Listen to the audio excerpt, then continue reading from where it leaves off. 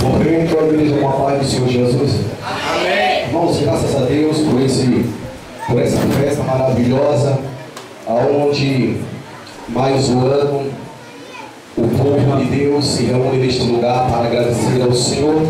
Que acredito eu que enquanto Jesus Cristo não arrebatar sua igreja, louvado seja o nome do Senhor, pode mais e mais vezes se repetir essa festa, e que a festa ela possa ser realmente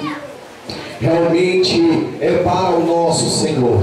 Eu quero deixar no Salmo 100 para a meditação nossa, no Salmo 100, que nos diz assim.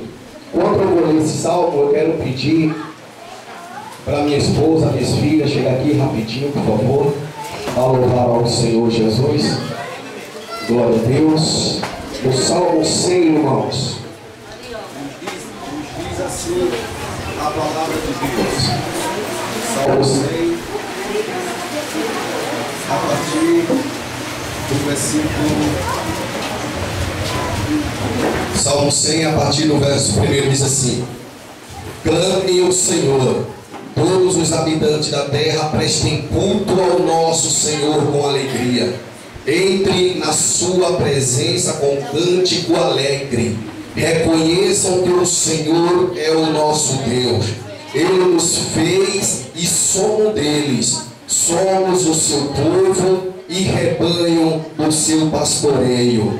Entre por suas portas com ação de graça, e em seu átrio com louvor.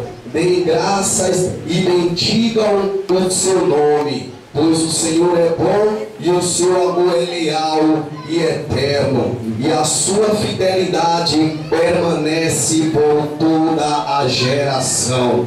Louvado seja o nome do Senhor, amém? Irmãos, sou muito agradecido ao Senhor por essa festa, que o bom da festa, o melhor da festa, não era aquele vinho que estava em Canaã.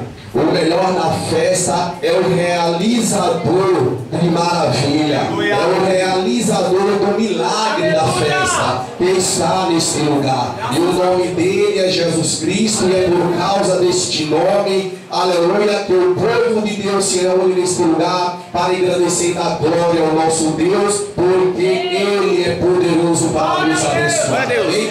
A minha esposa, minhas filhas vão louvar a Deus.